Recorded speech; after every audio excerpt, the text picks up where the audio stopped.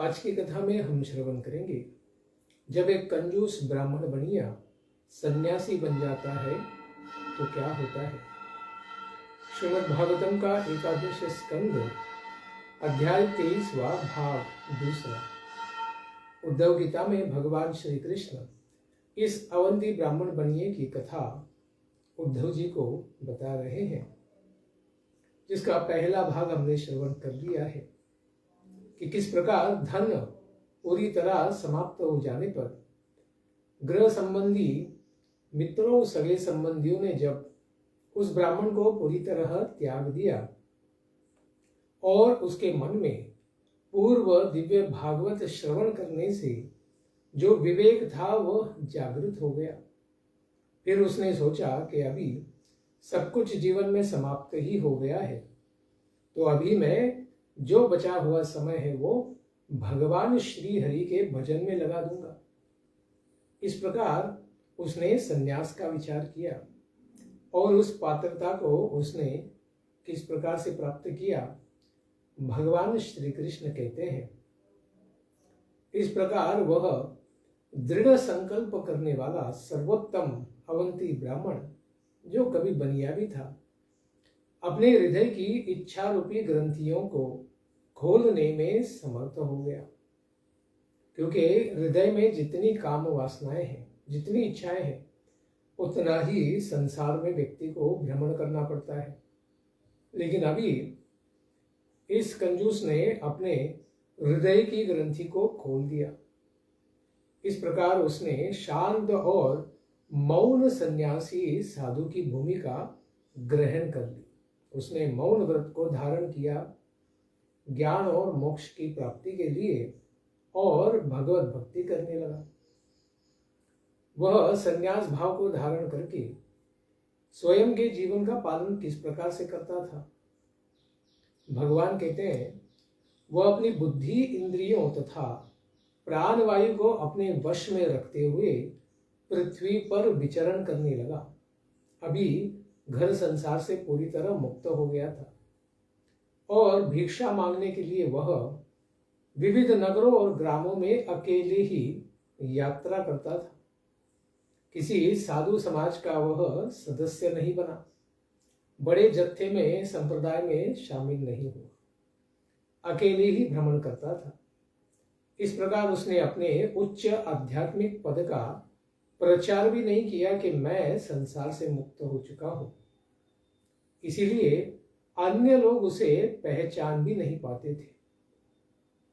सरस्वती ठाकुर जी महाराज कहते हैं कि उसने त्रिदंड संन्यास को ग्रहण किया, यानी इसका संकेत दिया कि अभी शरीर, मन और वाणी, इन तीनों के द्वारा भगवान की प्रेमा भक्ति में लगकर उसने अपने मन को पूरी तरह जीत लिया था। ऐसे व्यक्ति के प्रति लोगों की क्या भावना रही, क्योंकि पूर्व कर्म का प्रारब्ध का प्रभाव अभी भी उसके ऊपर थोड़ा मंडरा ही रहा था।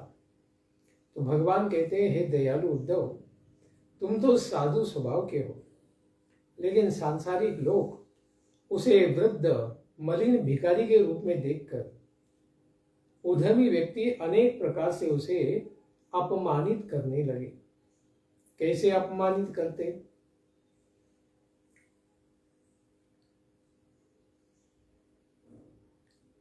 इनमें से कुछ लोग तो उसका संन्यास दंड खेल खेल में छीन लेते थे।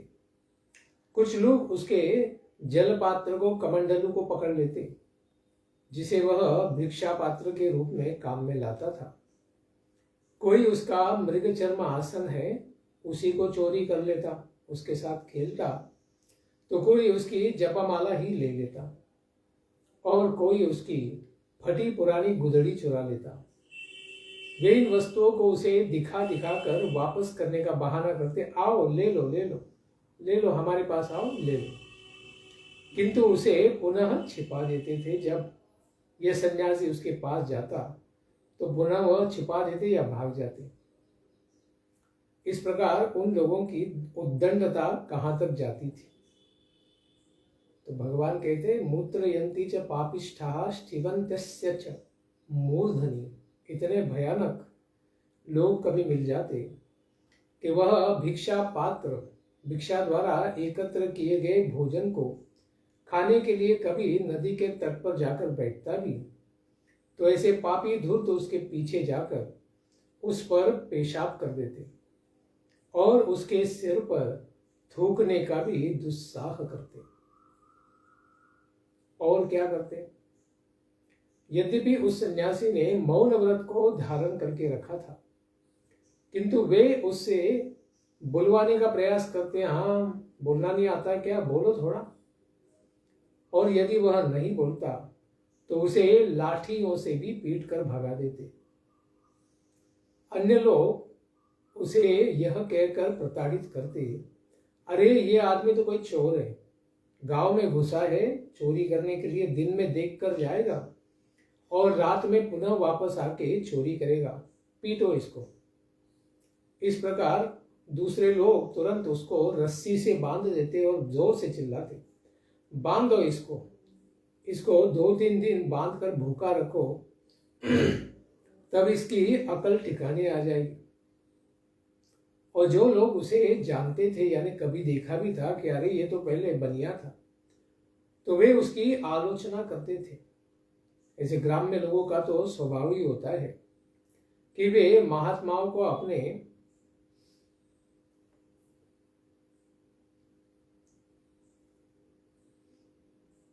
अपनी बुद्धि से समझ नहीं पाते हैं और हर व्यक्ति अपनी ही बुद्धि का गुलाम होता है।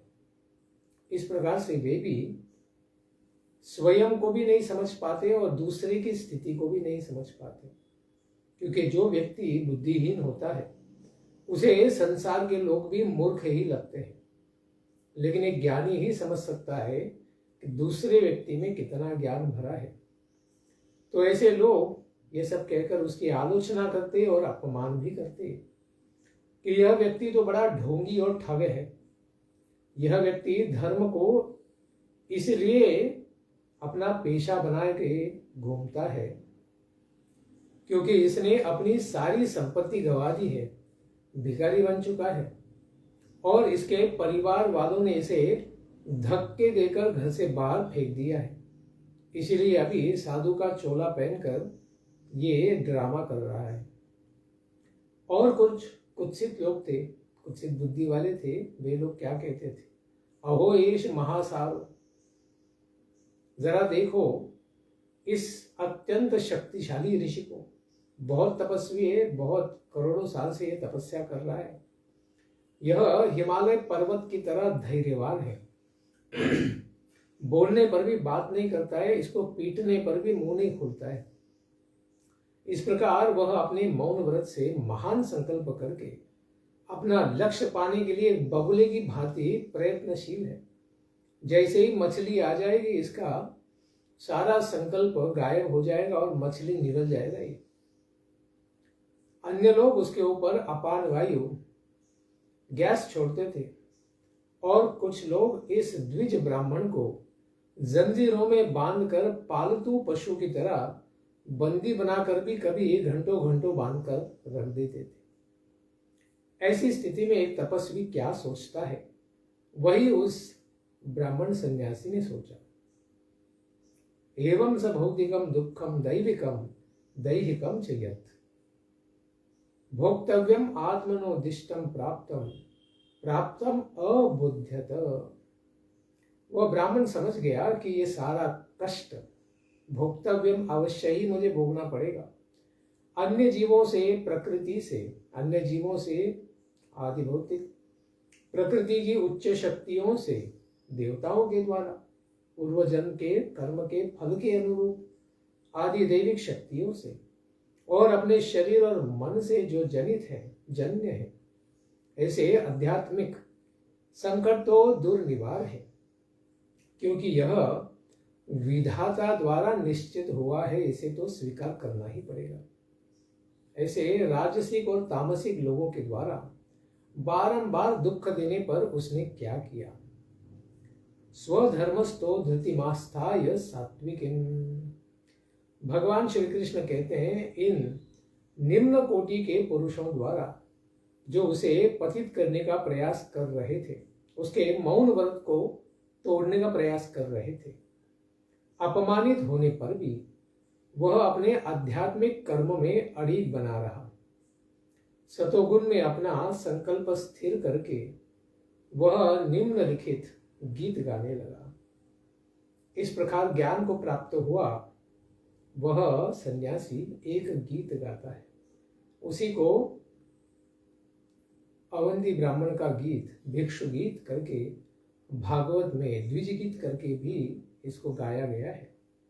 इस द्विज के अनुसार उस गीत में वे बताते हैं कि कौन हमारे दुख का मूल कारण है। मनः परम, मन एव मनुष्याणां कारणम बंध मोक्षयोः। ब्राह्मण सन्यासी कहता है, न तो ये लोग मेरे सुख तथा दुख के कारण है, न ही देवता, न मेरा शरीर, ग्रह या फिर मेरे विगत कर्म या काल ही, ये सब मेरे कारण नहीं। प्रत्युत यह तो एकमात्र मेरा मन ही है जो सुख तथा दुख का कारण है, उसका अनुभव करने वाला है, जो भौतिक जीवन को निरंतर घुमाता रहता है। सुख के बाद दुख, दुख के बाद सुख, सुख के बाद दुख, इस प्रकार से बड़े चक्र में मुझे उलझा कर रखा हुआ है। और दोनों का अनुभव भी मन के पटल पर ही होता है। तो क्या भौतिक गुण सुख दुख का कारण नहीं है? शक्तिशाली मन भौतिक गुणों को कार्यशील बनाता है, कभी सत्व में, कभी रज में, कभी तमो गुण में संग कराकर उस प्रकार के कार्यकलाप कराता है। इस प्रकार सत्व, तमो और रजोगुण से संबंध रखने वाले विविध प्रकार के कार्यकलाप विकसित होते, विस्तारित होते हैं। इनमें से प्रत्येक गुण वाले कार्यों से संगत जीवन दशाएं और गतियां उत्पन्न हो जाती हैं, इनका विस्तार होता है। उसी प्रकार से मन के इन प्रकार के गुणों के संपर्क से उन प्रकार की वृत्तियां या कार्य उत्पन्न होते हैं। शरीर में मन के साथ तो आत्मा और परमात्मा भी है, उनकी क्या स्थिति है और मैं बंधन का अनुभव क्यों कर रहा हूं? इसका उत्तर वे सन्यासी देते हैं कि परमात्मा यद्यपि भौतिक शरीर के भी संघर्षशील मन के साथ उपस्थित रहता है, किंतु वह प्रयास नहीं करता, क्योंकि परमात्मा निष्क्रिय या भाव में रहते हैं, क्योंकि वह पहले से ही दिव्य प्रकाश से समन्वित है। उनके अंदर सुख और दुख का कोई संबंध नहीं, वे तो सारे गुणों से सदा ही परे हैं, कर्म से भी परे हैं। वह आत्मा के लिए मित्र की भांति कार्य करते हुए केवल वह साक्षी बना रहता है, देखता रहता है कि ये आत्मा किस प्रकार से इन सब भौतिक वस्तुओं का अनुभव कर रहा है मन के द्वारा। और दूसरी ओर अत्यंत सूक्ष्म आत्मा रूप से इस मन को अपना चुका है। आत्मा जो है वो तो मन को अपना समझता है, उसी से संसार देखता है और भौतिक जगत के प्रतिबिंब को परावर्तित करने वाला दर्पण भी है, क्योंकि जो देखते हैं वही मन में जाता है, जो मन में है वही दिखता है। इस तरह मैं इंद्रिय विषयों का भोग करने लग गया हूं और प्रकृति के गुणों के संपर्क के कारण बंधा हो गया हूं। बंधन कैसे है? गुणों के द्वारा प्राप्त है, और ये मन उन गुणों का संपर्क करने से आत्मा को भास दिलाता है कि मानो वही बंदिस्त हो गया है। तो इस मन को कैसे नियंत्रित करें? सन्यासी कहता है, परो ही योगो मनसः समाधि। संसार में बहुत सारे मन के कार्य किए जाते हैं, लेकिन मन का दमन किस प्रकार से शास्त्रों में बताया है। दान करना, धर्म का पालन करना, यम और नियमों का पालन करना, शास्त्रों का नित्य श्रवण करना, पुण्य कर्म करना और शुद्ध बनाने वाले व्रतों को धारण करना, एकादशी आदि। इन सब का अंतिम लक्ष्य तो मन का दमन ही है। निसंदेह परब्रह्म भगवान में मन की एकाग्रता ही सर्वोच्च योग है, क्योंकि मन जब भगवान में लग जाएगा तो प्रकृति या संसार में नहीं लगेगा, इंद्रिय या इंद्रिय भोगों में नहीं लगेगा। इसलिए भगवान में ध्यान लगाना ही मन का सही दमन सर्वोत्तम मार्ग है। तो यह मन कर्मकांड से शांत क्यों नहीं होता है? अगर कोई कर्म के द्वारा मन को शांत करना चाहे तो यदि किसी का मन पूर्णतया स्थिर या शांत हो तो आप ही मुझे बताइए कि मनुष्य को कर्मकांडी दान तथा अन्य पुण्य कर्म करने की क्या आवश्यकता है? और यदि किसी का मन असंयत रहता है, बिल्कुल भी अनियंत्रित है, वह अज्ञान में ही डूबा रहता है, भ्रमित रहता है, तो फिर उसके लिए इन कार्यों से क्या लाभ है? कोई भी लाभ नहीं है। सारी इंद्रियों में दोष आते हैं तो फिर केवल मन को ही नियंत्रण करने से क्या होगा? क्योंकि ज्ञानेंद्रिय 5, कर्मेंद्रिय 5, फिर उसके ऊपर मन है, तो केवल मन को नियंत्रित करेंगे और इंद्रियों का क्या? तो सन्यासी कहते हैं कि सारी इंद्रियां तो अनंत काल से मन के ही वश में रहती है। मनसस्तु इंद्रिय, मन जो है इंद्रियों के ऊपर है। जिस प्रकार से घोड़े लगाम के द्वारा नियंत्रित होते हैं, उसी प्रकार से इंद्रियां भी मन के द्वारा नियंत्रित होती हैं। इस प्रकार मन को नियंत्रित कर लेने से घोड़े रूपी इंद्रियां भी नियंत्रित हो जाती हैं। वह बलवानों से भी बलवान है और उसकी देवतुल्य शक्ति भी भयावह है। इसलिए जो व्यक्ति या साधु अपने मन को वश में कर लेता है, वह सभी इंद्रियों का स्वामी बन जाता है। सबसे कठिन है पहले जिह्वा, फिर पेट, फिर उपस्थ, एक ही लाइन में है। इस प्रकार से अपनी जिह्वा को पहले नियंत्रित करें, केवल भगवान का प्रसाद लेकर और भगवान का नाम ही लेना, अन्यथा प्रजल्प नहीं करना, मौन व्रत को धारण करना। तो मन जब नियंत्रित हो जाएगा तो सारी दशो इंद्रियां नियंत्रित हो जाएंगी। और इसको अगर पालन नहीं किया, इसका व्यतिरेक कर दिया, तो क्या होगा? संसार में कुछ लोग मित्र तो कुछ शत्रु ही लगने लगते हैं। अनेक लोग इस प्रकार दुर्जय शत्रु रूपी इस मन को, जिसके वेग असह्य से पाना बड़ा कठिन है और जो हृदय को सताता ही रहता है, इसको जीते न जाने पर पूर्णतया विमोहित हो जाते हैं माया के द्वारा और अन्यों से व्यर्थ ही कलह ठान लेते हैं। इस तरह वे इस निष्कर्ष पर पहुंच जाते हैं कि अन्य लोग या तो उसके मित्र हैं जो उसके मन की बात मानते हैं, और जो उसकी मन की बात नहीं मानते हैं वे उनके शत्रु हैं। और जो लोग अपने लाभ हानि के बारे में कुछ भी नहीं कहते हैं, वे लोग उदासीन रहने वाले हैं। इस प्रकार द्वैत बुद्धि त्रैत बुद्धि हो जाती है। ऐसे स्वयं को केवल जड़ शरीर मानने वाले से कौन सा प्रकार का दोष उसके मन में आ जाता है, इसको ब्राह्मण कहते हैं। जो लोग अपनी पहचान केवल अनात्म बुद्धि के द्वारा केवल मैं इस शरीर और मन हूं इस प्रकार से करते हैं, तो ये शरीर जो केवल भौतिक मन की ही उपज है,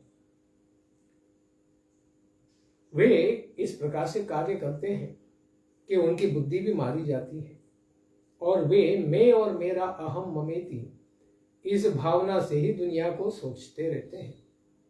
अपने इस भ्रम के कारण ही कि यह मैं हूं, इस प्रकार का मैं राजा हूं, इस प्रकार का मैं व्यक्ति हूं, मैं पुरुष हूं या स्त्री हूं, जो भी है, इस प्रकार से दूसरे की भी भावना करने लगता है कि कौन उसके साथ है, कौन उसका विरोधी है, और इसी भावना में वह फंस जाता है और यही अनंत अंधकारमय तमोगुण के रास्ते पर आगे बढ़ जाता है।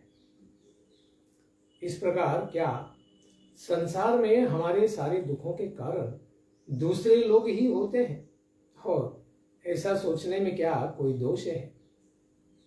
इसको सन्यासी कहते हैं कि यदि आप कहते हैं कि ये लोग ही मेरे सुख और दुख के कारण हैं, तो फिर ऐसी धारणा होने पर आत्मा के लिए स्थान ही कहाँ रहता है कि सारे कर्म केवल दूसरे जीव ही कर रहे हैं, हम बस एक ही कर्म कर रहे हैं, दूसरों के दिए सुख या दुख का अनुभव कर रहे हैं, ऐसा कैसे हो सकता है? तो फिर सारा कार्य केवल दूसरे जीव ही कर रहे हैं, हम कुछ कर ही नहीं रहे, तो आत्मा का स्थान, मन बुद्धि का स्थान ही समाप्त हो जाएगा। क्या कोई उदाहरण दे सकते हैं? कहते हैं यह सुख तथा दुख आत्मा का नहीं होता, अपितु भौतिक शरीरों के अन्योन्य क्रियाओं का है, मन बुद्धि अहंकार में ही खेला जा रहा है। यदि कोई व्यक्ति अपने ही दांतों से अपनी ही जीभ को काट लेता है किसी कारण से, तो वह अपनी पीड़ा के लिए किस पर क्रोध करे? दांतों को तोड़ दे या जीवा को काट दे? किसको वह दंडित करेगा? किसी को दंडित नहीं कर सकता, क्योंकि दांत तोड़ दिए तो काम कैसे लेंगे? इसीलिए हमारे कर्म का दोष हमें ही तो स्वीकार करना पड़ेगा। इस प्रकार हर एक इंद्रिय पर तो देवताओं का भी नियंत्रण होता है। ये तो आदि भौतिक ये आध्यात्मिक कारण बताया अपने दांत और जिह्वा का, लेकिन हर एक इंद्रिय जो कार्य कर रही है उसके ऊपर देवताओं का भी तो नियंत्रण होता है। तो क्या वह देवता जो हमारे दांत के ऊपर जिह्वा के ऊपर बैठे हैं वे ही हमारे दुख का कारण तो नहीं है? तो सन्यासी कहते हैं यदि आप कहें कि शारीरिक इंद्रियों के जो अधिष्ठाता देवता हैं ये हमें दुख देने वाले हैं, तो भी ऐसा दुख आत्मा पर कैसे लागू हो सकता है? यह कर्म करना और उसके द्वारा प्रभावित होना प्रवर्तनशील बदलने वाली इंद्रियां और उनके अधिष्ठाता देवों के अन्योन्य क्रिया मात्र है कि देवता और इंद्रियां साथ में आकर कार्य कर रहे हैं। यदि शरीर का कोई अंग दूसरे अंग पर आक्रमण करे तो उस शरीर का धारक व्यक्ति किस पर क्रोध करे? तो क्या है, अर्धकुकुट न्याय नहीं कर सकते हैं। यहां बताते हैं कि वह ब्राह्मण आत्म साक्षात्कार की उस स्थिति की विस्तृत व्याख्या कर रहा है जिसमें मनुष्य अपने आप को शरीर तथा मन और उन पर नियंत्रण रखने वाले देवताओं से सर्वथा पृथक मानता है। न हम देवता है, न हम भौतिक इंद्रियां हैं, न हम बुद्धि या मन या शरीर, कुछ भी नहीं है, हम इन सब से अलग हैं।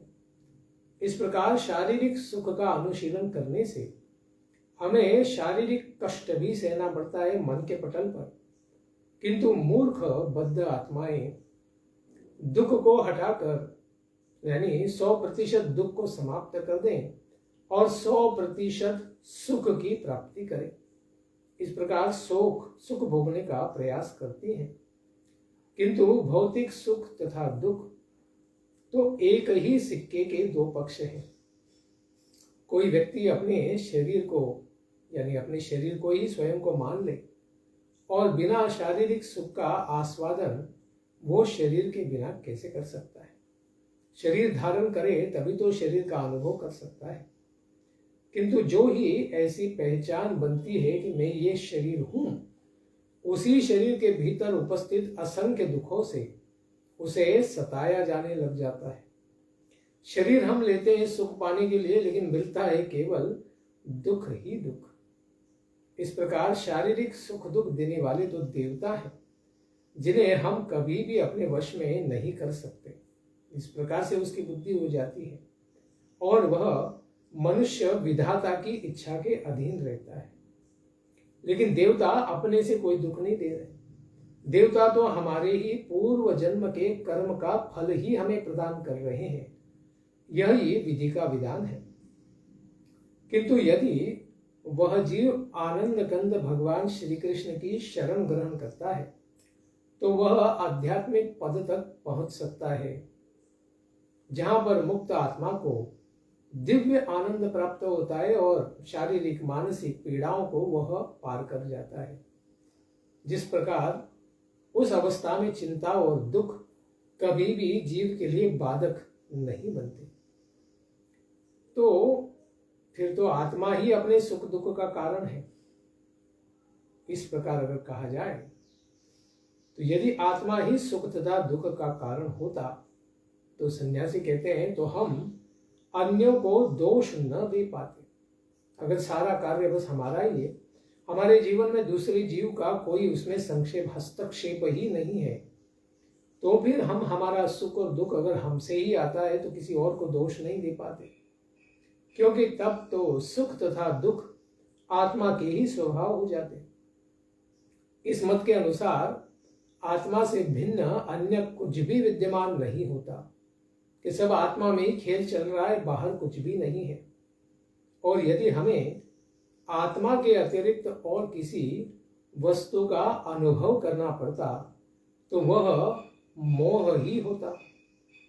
इसलिए कोई अपने ऊपर या अन्यों पर क्रोध क्यों करे, क्योंकि इस मत के अनुसार सुख तथा दुख का वास्तविक अस्तित्व ही नहीं है आत्मा के लिए, क्योंकि आत्मा तो सच्चिदानंद है, सदा ही दिव्य आनंद से भरा हुआ है। उसको भौतिक सुख या दुख से कोई संबंध ही नहीं है। तो इनका अस्तित्व कैसे हो सकता है? क्योंकि मृत शरीर को आनंद और पीड़ा की अनुभूति नहीं होती, अतः हमारा सुख तथा दुख हमारी ही चेतना के कारण होते हैं, क्योंकि यह आत्मा का स्वभाव है। किंतु भौतिक सुख का भोग और कष्ट का भोग आत्मा के आदि कार्य नहीं है, वो तो भ्रमित अवस्था में अहंकार के द्वारा कार्यान्वित है। ये तो मिथ्या अहंकार पर ही आधारित जो स्नेह और शत्रुता है उसी से उत्पन्न होता है। इस प्रकार इंद्रिय तृप्ति में लिप्त होने से हमारी चेतना भौतिक शरीर और मन की ओर खिंच जाती है, जहां इसे अपरिहार्य भौतिक कष्ट और समस्याओं के आघात सहने पड़ते हैं। आध्यात्मिक स्तर पर न तो भौतिक सुख है न ही भौतिक दुख, क्योंकि वहां पर सजीव अनंत चेतना बिना किसी निजी इच्छा के भगवान की भक्ति में ही लगी रहती है। मिथ्या शारीरिक पहचान से अलग सुख की यह वास्तविक स्थिति है। अपनी मूर्खता के लिए अन्यों पर क्रोध करने की बजाय मनुष्य को आत्म साक्षात्कार करके जीवन की समस्याएं हल करनी चाहिए, क्योंकि हम न शरीर में इंद्रियां हैं, न शरीर है, न मन, न बुद्धि, न अहंकार है, हम तो आत्मा है। इस प्रकार आत्मा ही केवल हर चीज का कारण नहीं है, लेकिन हम तो ग्रहों के द्वारा भी तो नियंत्रित होते हैं, जिस प्रकार ज्योतिष शास्त्र में कहा गया है।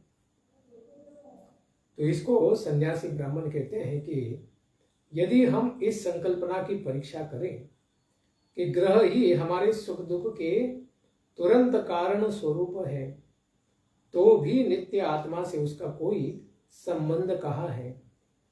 आखिर ग्रहों का प्रभाव केवल उन्हीं वस्तुओं पर पड़ता है जिनका जन्म हो चुका है। इसके अतिरिक्त कुशल ज्योतिषियों ने बतलाया है कि किस तरह विभिन्न ग्रह एक दूसरे को केवल पीड़ा पहुंचाते हैं।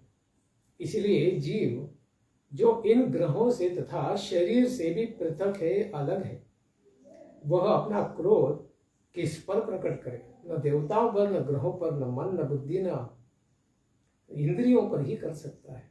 तो क्या वह सकाम कर्म जिसमें कुछ पाने की इच्छा होती है कि यह कर्म करेंगे तो पैसा मिलेगा, सुख मिलेगा, और वह पूरी न होने से ही दुख हो जाता है?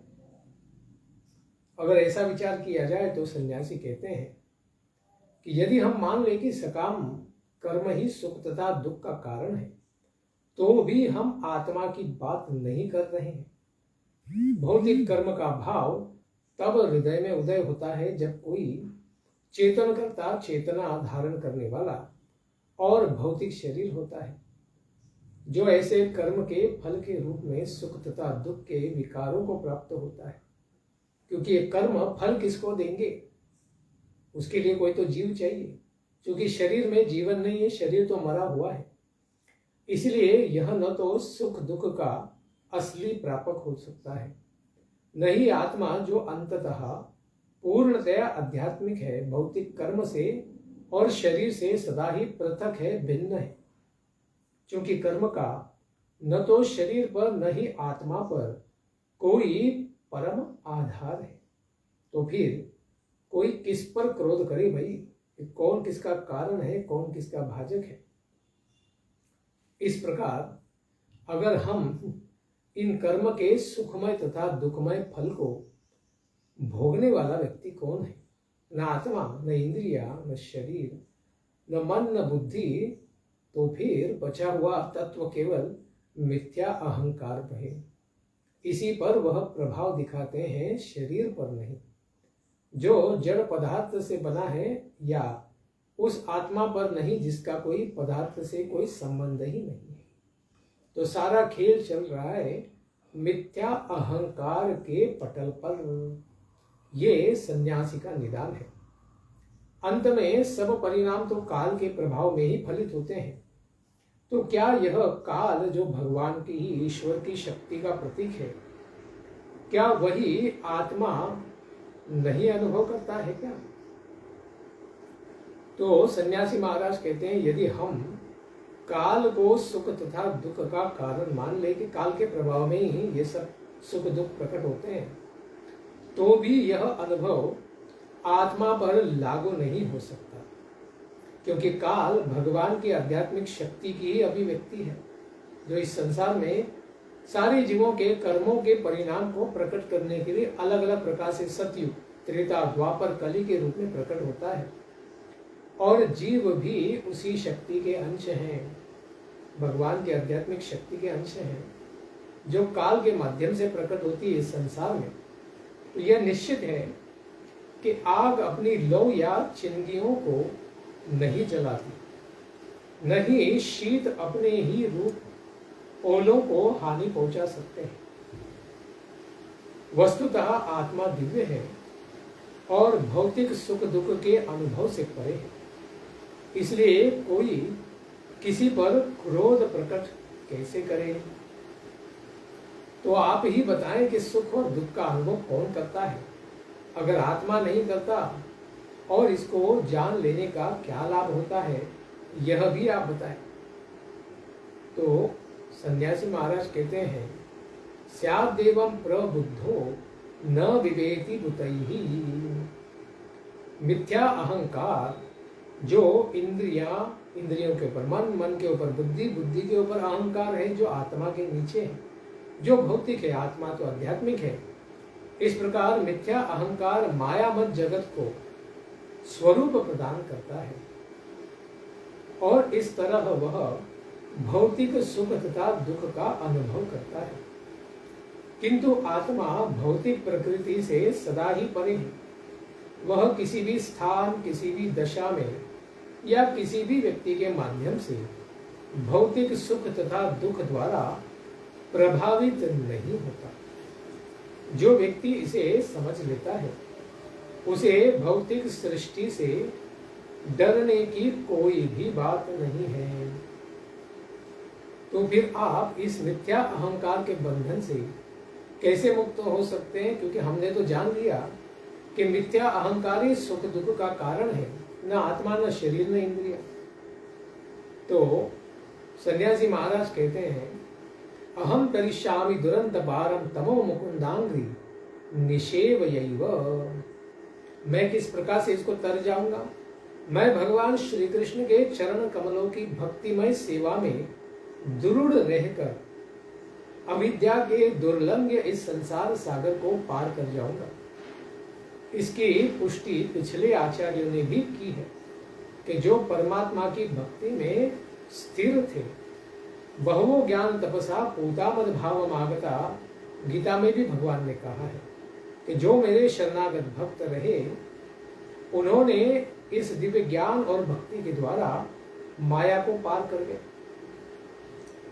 कृष्णदास कविराज गोस्वामी भी चैतन्य चरितामृत में कहते हैं, और इस पर टीका भी है, कि जिन 64 बातों की आवश्यकता पड़ती है संसार में भक्ति करने में, उनमें संन्यास के प्रतीकात्मक चिन्ह धारण करने की वैधानिक सिद्धांत भी बताया है। यदि कोई संन्यास ग्रहण करता है तो उसका मुख्य कार्य अपने जीवन को पूर्णतया भगवान मुकुंद की, श्री कृष्ण की सेवा में लगाना ही है। यदि वह अपने मन को पूर्णतया भगवान की सेवा में नहीं लगाता तो वह वास्तविक सन्यासी नहीं है। इसमें केवल वस्त्र ही नहीं बदलना होता, उसमें मन बुद्धि इंद्रियों के द्वारा भगवान की सेवा करनी चाहिए। इसलिए गीता में भी कहा गया है, अनाश्रितः का कर्म फलम कार्य कर्म करोति यः स सन्यासी च योगी च। जो भगवान श्री कृष्ण को प्रसन्न करने के लिए भक्ति पूर्वक कर्म करता है वही सन्यासी है। केवल वस्त्र धारण करना सन्यास नहीं है, अपितु भगवान कृष्ण के प्रति उसकी मनोवृत्ति ही सन्यास है।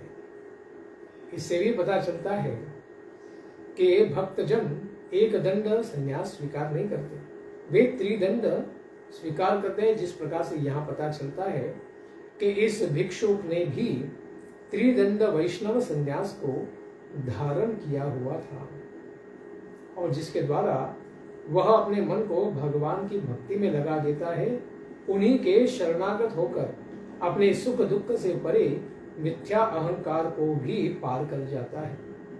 तो भगवान श्री कृष्ण कहते हैं, इस प्रकार वह ब्राह्मण जो अपनी पूरी संपत्ति नष्ट हो जाने से इस तरह विरक्त हो गया था, इस साधु ने अपनी खिन्नता, उदासीनता, उदास भाव त्याग दिया। उसने संन्यास ग्रहण करके गृह त्याग तो पहले ही कर दिया था, अभी पृथ्वी पर बड़े आनंद से आत्माराम बनकर विचरण करने लगा, और वह मूर्ख और धूर्तों द्वारा भले ही अपमानित किए जाने की अनुभव करता था, फिर भी अपने कर्तव्य में अविचल रहा। अपने भक्ति भाव और मौन व्रत को उसने त्यागा नहीं, और उसने इसी प्रकार से यह दिव्य भिक्षु गीत गाया था। तो सारा मोह संसार में जीव के हृदय में किस प्रकार से और कहां से उत्पन्न होता है, तो ये मनुष्य का अपना ही मानसिक भ्रम आत्मा को सुख तथा दुख का अनुभव कराता है मिथ्या अहंकार के द्वारा।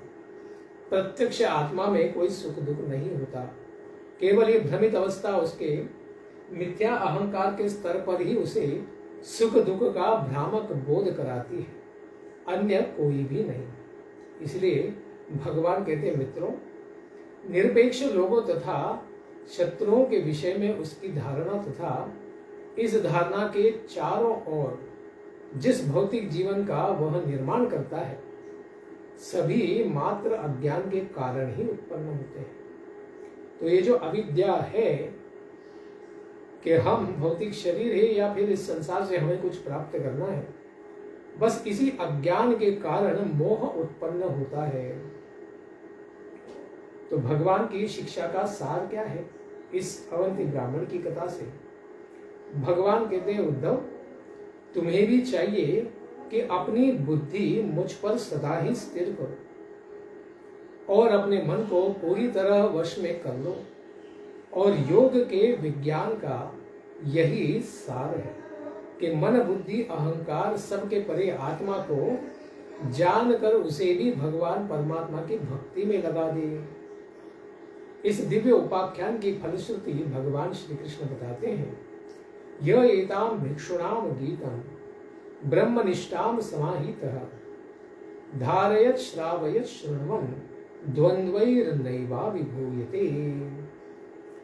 भगवान कहते हैं कि जो कोई भी सन्यासी के इस दिव्य गीत को जो मैंने बड़े ही विस्तार से तुम्हें कह सुनाया है, इसको बड़े ही ध्यान से अपने सद्गुरु से श्रीमद् भागवतम से श्रवण करता है और इसको स्वयं कीर्तन भी करता है और दूसरों के कल्याण के लिए इसका विस्तार करता है, तो फिर ऐसे व्यक्ति के लिए संसार में कोई भी सुख या दुख नहीं रह जाता है।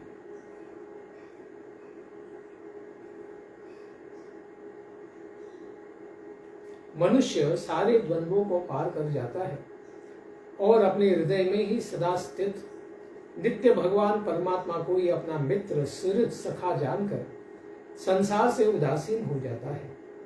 मन बुद्धि अहंकार के सुख दुखों को पार कर जाता है और इस उदासीन भाव संसार से रखते हुए केवल भगवान के प्रति प्रीति भाव स्नेह भक्ति रखते हुए संसार में विचरण करता है। वह इस प्रकार का ज्ञानी भक्त फिर इस संसार में किसी भी दूसरे मनुष्य को न सुख देता है न दुख देता है और न वो किसी के चित्त में भ्रम को भी उत्पन्न करता है। यह सारा संसार और इसके भीतर कोई मित्र कोई उदासीन और शत्रु है, इस प्रकार के भेद रूपी अज्ञान जो मनोकल्पित है इन सब का त्याग कर देता है।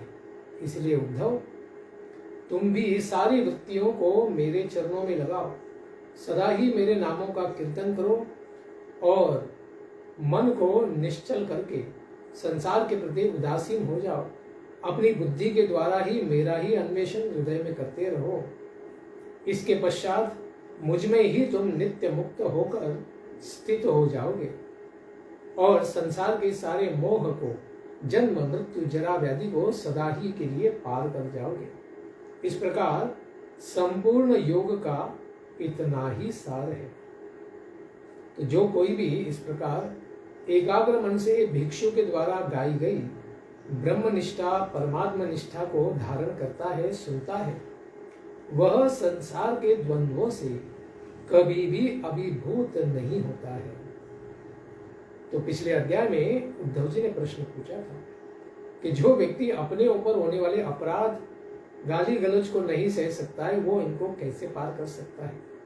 इसी उपलक्ष्य में भगवान ने भिक्षुगीत इस अवंती ब्राह्मण बनिए का संन्यास धारण करना और इस संन्यास वृत्ति में मौन को धारण करते हुए भगवान की भक्ति से उसने अपने दुख का कारण मिथ्या अहंकार है और इसको भी पार करके भगवान की भक्ति से भगवान की कैसे प्राप्ति कर ली, इसी को भगवान ने विस्तार से बताया और उद्धव को इंगित किया कि तुम सांसारिक कलापों से सदा ही पार हो जाओ।